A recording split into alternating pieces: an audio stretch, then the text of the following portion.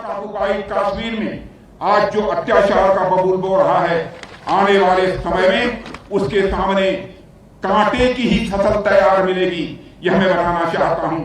और अपने कृत्यों से वह आम के फल की अपेक्षा कभी नहीं कर सकता है।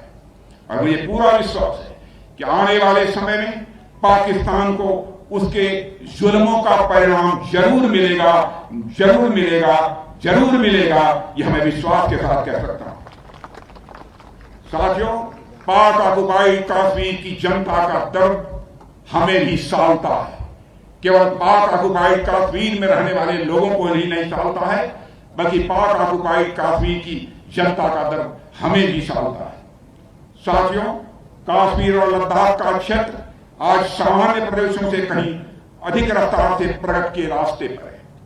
यह प्रदेश एक के बाद एक विकास की नई ऊंचाइयां छू रहा है। पर मैं यहां कहना चाहूंगा कि अभी तो हमने इस इलाके के डेवलपमेंट का आगाज भर किया है। अभी तो हमने उत्तर दिशा की ओर चलना प्रारंभ कर दिया है।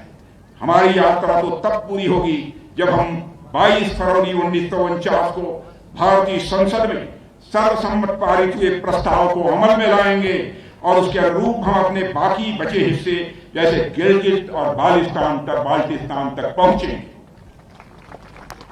मेरे साथियों, आचार्य शंकर से लेकर सरदार वल्लभ भाई पटेल ने राष्ट्रीय एकता का जो सपना देखा था, वह तब जाकर पूरा होगा। हमारी यात्रा तो तब पूरी होगी जब 1947 के रिफ्यूजीज को न्याय मिलेगा, जब उनके पूर्वजों की भूमि उन्हें ससम्मान वापस मिल सकेगी।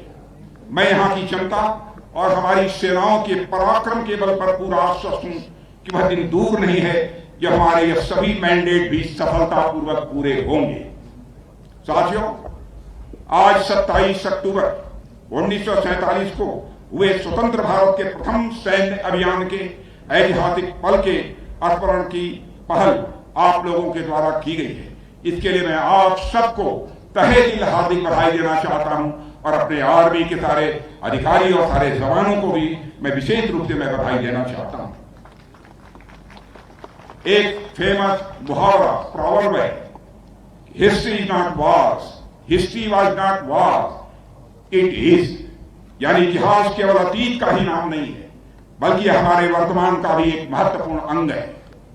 यह शौर्य दिवस हमें एक और अवसर देता है कि हम अपने वीरों के शौर्य और पराक्रम और राष्ट्र के प्रति उनके योगदान का स्मरण करें, तो दूसरी ओर हमें इस बात पर भी विचार करने के लिए प्रेरित करता है कि आजादी के 75 वर्षों बाद भी हमारा देश दुनिया के अग्रणी देशों में क्यों शामिल नहीं हो सका। इस देश ने दुनिया को अनेक बड़े साइंटिस्ट, इंजीनियर्स, मैथमेटिशियंस, आर्टिस्ट दिए हैं। इस देश में उद्योग और व्यापार की बहुत बड़ी पुरानी परंपरा रही है। आजादी के बाद भी इस देश में अनेक बड़े इंडस्ट्रियलिस्ट हुए हैं जिन्होंने देश ही नहीं बल्कि दुनिया में अपना बड़ा नाम कमाया है। टेक्नोलॉजी, एकेडमी, बिजनेस, फाइनेंस आदि सेक्टर्स के हमारे प्रोफेशनल की ख्याति जग जाहिर है। उसके बाद भी ऐसा क्या है जो हमारे देश को आगे बढ़ने से रोकता है। साथियों, लेकिन आज मैं कह सकता हूं हमारे प्रधानमंत्री श्री नरेंद्र मोदी जी के नेतृत्व में हमारा देश दुनिया में तेजी के साथ आगे बढ़ रहा है।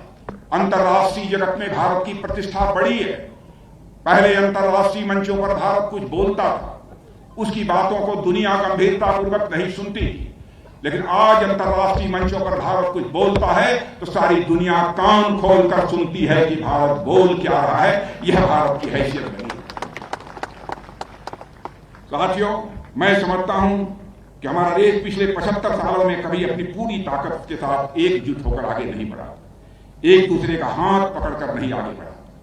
इसलिए इस देश में साइंटिस्ट जितना आगे बढ़े, इंजीनियर जितना आगे बढ़े, मैथमेटिशियंस जितना आगे बढ़े, आर्टिस्ट जितना आगे बढ़े, इंडस्ट्रियलिस्ट जितना आगे बढ़े, आईटी और मेडिकल प्रोफेशनल्स जितना आगे बढ़े, यह देश उतना आगे बढ़ता चला जाए। साथियों, आजादी के बाद जैसा कि मैंने पहले कहा, कुछ स्वार्थी तत्वों ने कश्मीरी समाज को अनेक हिस्सों में बांट दिया था। कश्मीरी समाज कश्मीरी भूलकर हिंदू, मुसलमान, राजपूत, सिख में बंट गया था। उसका परिणाम क्या हुआ, यह सब हम सभी के सामने है। मैंने अभी इसका जिक्र किया, पर मुझे यह कहते हुए खुशी होती है कि पिछले कुछ वर्षों में कश्मीर की हो या देश की पूरी फिजा बदल गई है। मेरे बहनों भाई, लोगों में एकजुटता आई है और लोग एक दूसरे का हाथ पकड़कर आगे बढ़े। आज से 75 साल पहले 1947 में ठीक इसी समय महात्मा गांधी जी जम्मू कश्मीर में आए थे और यहाँ की स्थिति को देखते हुए कहा था, if anyone can save Kashmir, it is only the Muslims, the Kashmiri Pandit, the Rajputs and the Sikhs who can do so. यह महात्मा गांधी ने कहा था, यानी कश्मीर को अगर कोई बचा सकता है तो कश्मीर के मुसलमान, कश्मीरी के पंडित, राजपूत और सिख मिलकर ही यह काम कर सकते हैं। मुझे कहते हुए खुशी है और मैं गर्व की भी अनुभूत करता हूं कि सरकार ने इनके बीच की विभाजनकारी शक्तियों को उखाड़ फेंका है और आज ये सभी समुदाय मिलकर तेजी से आगे बढ़ रहे हैं। महात्मा गांधी का सपना पूरा होता हुआ मेरे बहनों भाइयों मुझे प्रत्यक्ष दिखाई दे रहा है। ठीक इसी तरह हमारा पूरा देश आपस में मिलजुल कर सहयोग की भावना के साथ एक नए संकल्प के साथ आगे बढ़ रहा है और नए नए लक्ष्य भी हासिल कर रहा है। यह शौर्य दिवस हमें संकल्प लेने के लिए प्रेरित करता है कि भविष्य में कोई भी स्थिति क्यों ना आ जाए, कितनी भी विभाजनकारी शक्तियां हमारे सामने क्यों ना आ जाए, पर हमें उनको उन्हीं की भाषा में जवाब देते हुए अपने राष्ट्र को नई ऊंचाइयों पर पहुंचाने के लिए प्रयत्नशील रहना है। हमें अपने मन, वचन और कर्म से समर्पित भाव से देश की बेहतरी के लिए हमें काम करना है। यही शौर्य दिवस मनाने का प्रतिफल होगा और मुझे पूर्ण विश्वास है इस पहल का हर क्षण अविस्मरणीय रहेगा और इस तरह के आयोजनों से युवा पीढ़ी राष्ट्र के गौरवशाली अतीत एवं शौर्य गाथाओं से रूबरू ही हो सकेगी। साथियों, अंत में मैं आज शौर्य दिवस और इन्फेंट्री डे के अवसर पर भारतीय सेना, वायुसेना के सभी बहादुर सैनिकों का तहे दिल में हार्दिक अभिनंदन करता हूं और उन्हें हार्दिक शुभकामनाएं भी देता हूं, जिनके अदम्य साहस के कारण आज हमारे भारत के नागरिक सुरक्षित हैं।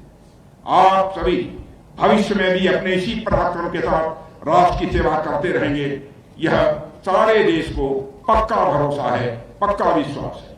मैं आपके भविष्य के प्रयासों की सफलता के लिए भी मैं हार्दिक शुभकामनाएं देता हूं। मैं एक बार फिर वीर सपूतों और उनके परिजनों को नमन करते हुए यहीं पर विनम्रतापूर्वक अपना निवेदन समाप्त करता हूं। आप सबको बहुत बहुत धन्यवाद। Please subscribe to our YouTube channel Swadeshi News Telugu.